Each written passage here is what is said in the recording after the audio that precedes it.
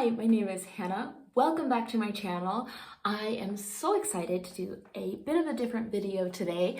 I am going to be reviewing a book pairing that Audrey at Audrey Approved suggested. If you haven't checked out Audrey's channel, you really should. She has amazing recommendations, especially her nonfiction, and she does these great videos where she pairs books together.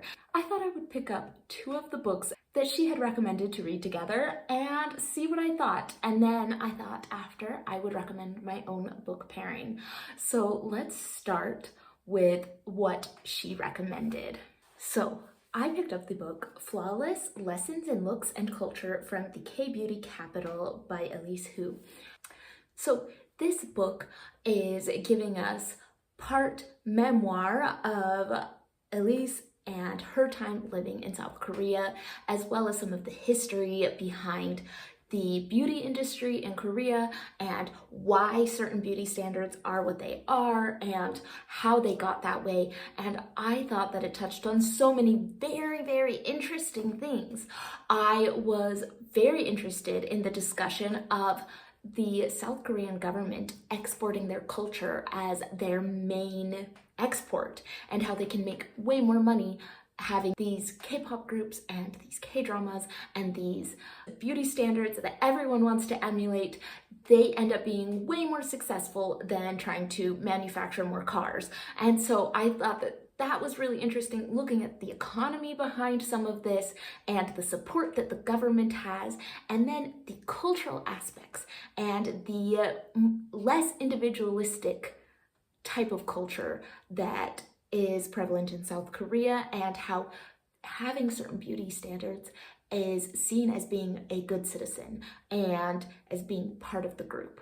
And it was very interesting to look at that culturally. It was interesting to look at some of the beauty practices that are becoming so prevalent and just the amount of doctors that are in Korea and how it is, the most doctors in the world are centralized right there, and people go there for medical tourism to get some of these procedures at discounted prices. And so a lot of people find these beauty procedures to become routine and a part of necessary upkeep to the person. And I thought that it was very interesting, the discussion of the work that beauty takes and that beauty work, and how yes, men get involved in it too, but a lot of times it can be oppressive towards women. I did appreciate though that she went into the other side of it, right? So yes, it's oppressive to women, but also it can be a tool for individual women to change their lives. If you come from a bad situation, you get a couple facial procedures and suddenly you can have better jobs and you can move up in society, and it can be empowering individually, but as a culture, it can be very oppressive. And so exploring some of those ideas, I think the author didn't shy away from showing the good things along with the bad.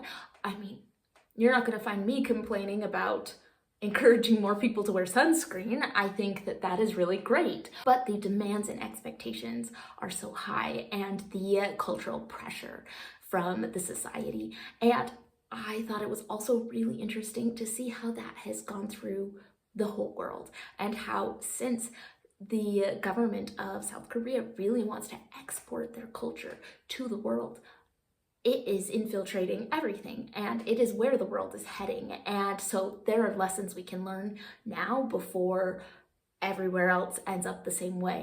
Before reading this book, I thought, well, I don't really buy any Korean beauty products. I guess I'm not super into that. I have a sister who is, but I thought, I probably haven't been super influenced, but this will be interesting to read about. And as I'm going through this book, I look in my drawer and realize half of the products that I have for my own facial routine are because of Korean beauty products that have been developed. That is, I have been influenced, even if I don't think I have, right? It has become such a big thing.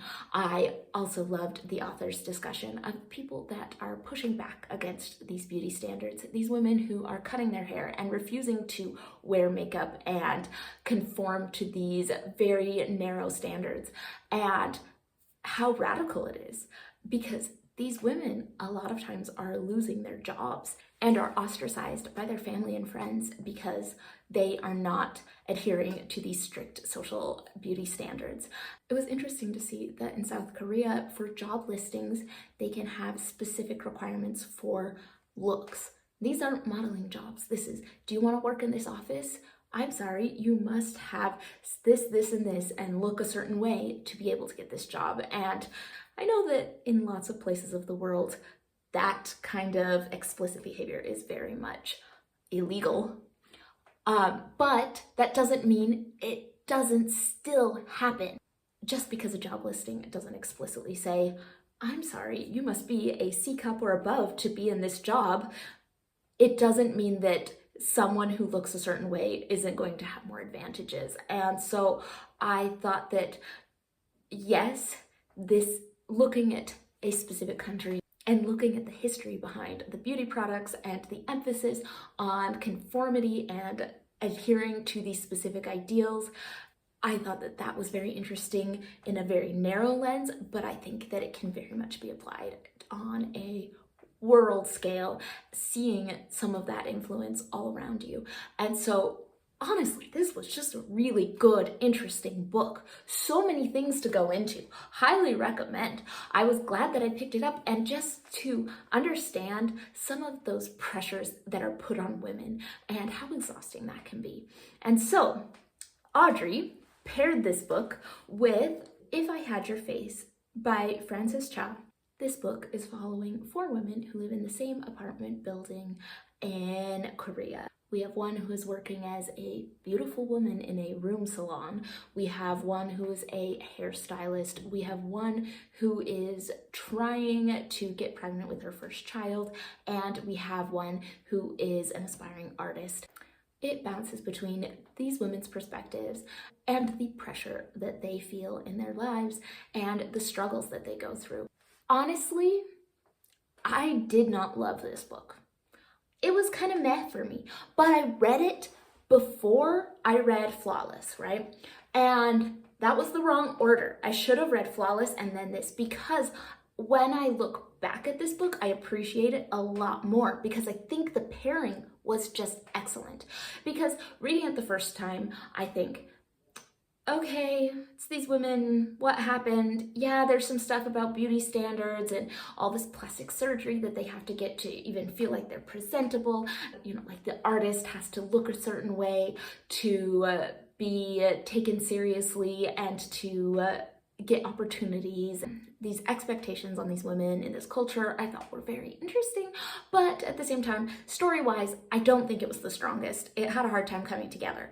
And I still don't think it is like 5-star, most amazing book ever, but I definitely think it rises in my esteem quite a bit after having read Flawless, because you get so much of that understanding of the culture and some of the expectations that are going into this. And I feel like the book is much more successful when you understand the background better. So I think this book pairing was amazing. It really had things that if you read both, you're really gonna get something out of it. I think if you read If I Had Your Face after Flawless, you're able to have a more human first-person connection to the culture, because Flawless is told from the perspective of an outsider. And I think that If I Had Your Face, understanding some of those cultural differences, you're really gonna have a much more meaningful time while you read it. So I read it the wrong way around. The book was fine, but I think the discussion that you could have going from Flawless to If I Had Your Face is awesome. So yeah, I wish I'd done them the other way around. I think I would have had a much better time. Sometimes I have a hard time when you're reading a book about a country and it is by somebody who is not from that country, right? And Flawless, the author is American, But I think this is where it really works. You need that outside perspective. You don't want someone who has normalized this. You want someone who goes in and sees it as something that you can pick apart. And so I think the perspective was really good in this. But I do think that If I Had Your Face as a fiction book, I think you are getting into more of the mindset and understanding where these people living in South Korea, where they are coming from and what they feel about things. So overall, these two books were really great together. If you're gonna do one, do Flawless, but together they really had a lot that added to each other. So Kim, at middle of the book march, recommended the book Angela's Ashes by Frank McCourt. And I listened to this on audio, and the audio was great. You get the accent, it's fun. This is a memoir about Frank's childhood in Ireland in a very poor family, just trying to survive and to get by. It was so hard to see his siblings dying from not having access to basic necessities, to kids having rags as diapers if they had anything at all, and him just scrounging to find anything to eat, and at times having to just steal in order to feed himself and his siblings. This was a very interesting look at Ireland and a very personal look for Frank at Ireland. It's through his eyes. You see the struggles that he went through, and you see the difficulties that he had having a father who was an alcoholic and a mother who was trying but could not take care of these children, and these social systems that just were failing to provide and help these children. It was a devastating look at Ireland, a very personal memoir. There were a couple things, especially by the end, that I get that they were Catholic and all sexually repressed, and he was trying to discuss all of that, but some of it I'm like, that's TMI for me. I didn't want to know about that. But overall, it was a very good memoir. I really liked this one. I think that if you want to understand some of the history of Ireland, this really works. Now, the whole time that I was reading this book, I thought, I have a pairing and I need to make a video to pair this with another book, because the entire time I thought, this is making me think of this other book that I read.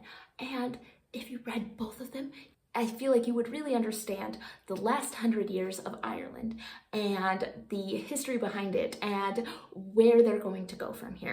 I was so proud of myself. I thought, I am just like Audrey. I can come up with some great book pairings, and I'm gonna put one in this video. And so I had this whole plan.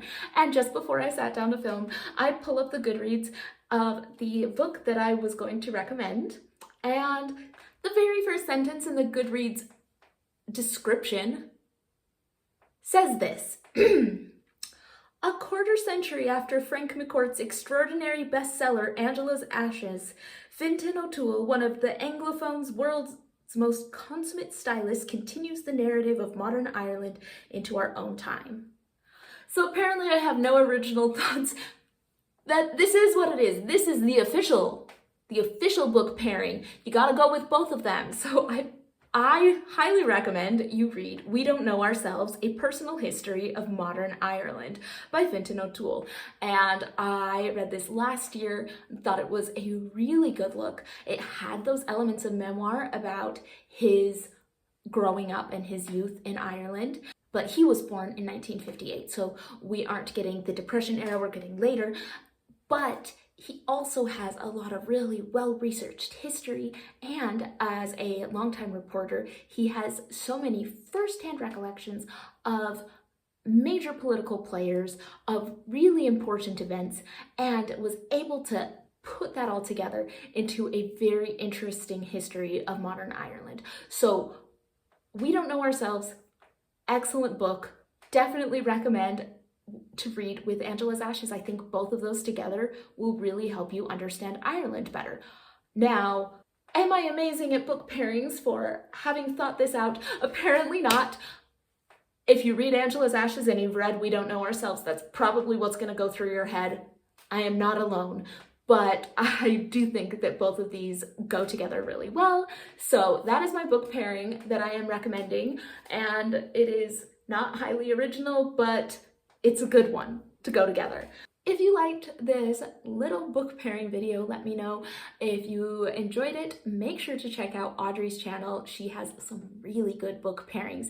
And if you have read any of these books, let me know what you think in the comments below, or if you have any of your own book pairings.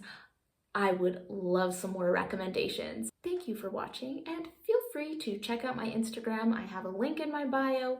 I hardly ever post, but if you ever need to contact me, that is the place to do it. And I will see you all on the next one.